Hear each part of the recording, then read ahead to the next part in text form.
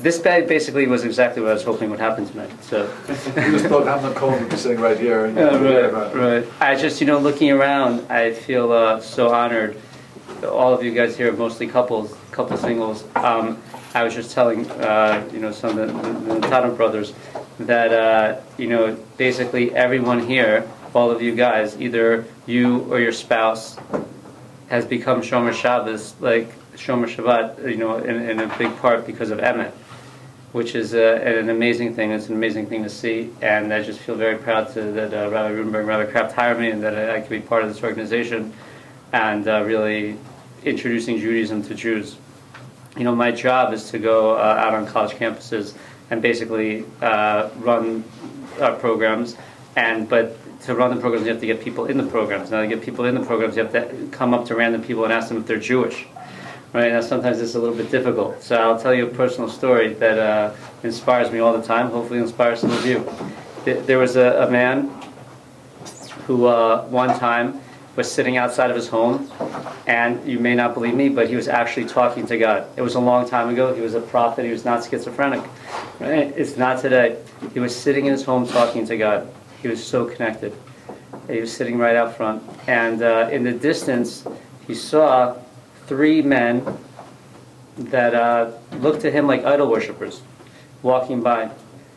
And so this man said, oh, God did not tell him to say this, by the way. This is a thought that he had on his own because he developed his character traits so much. He said, God, excuse me for a second, even though I know we're talking. There's these 3 guys over there that worship idols that they for sure don't know about you, and I want to tell them about you. And he got up from his conversation with God. Imagine talking to God. Like I can't imagine talking to Amnon Cohen. So imagine talking to God and Lahavdil, and to get up and to go 3 completely insignificant people who are idol worshippers and so far away from God and everything else, and run to them and tell them about God. Now, who did that? Avraham Avinu, basically the founder of the Jewish people. So all of us here, one advantage of either being a rabbi involved in kiruv or being Baal Tshuva is we have people in our lives that don't know so much about God. And so it's our obligation in a very nice way to not feel embarrassed and to not be afraid, and to realize that to tell as many people as we can about God and what He does and this world and Shabbat and kosher and how awesome everything is if you connect, is really the greatest thing we can do as Jews. Because that's what Avraham Avinu did, and that's what Hashem said, okay, from you come the Jewish people. Because basically Hashem was like, oh, finally someone understands me.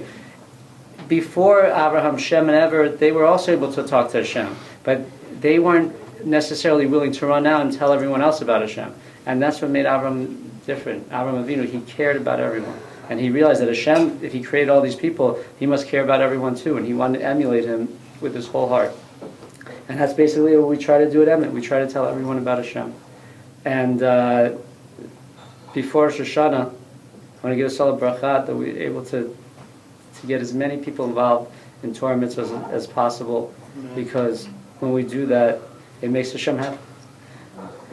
I want to share you one more thought based on what Rabbi Kraft was saying and what I've been trying to tell myself the last few days, is that it's so difficult to realize how powerful we all are and how much impact every little thing that we do makes.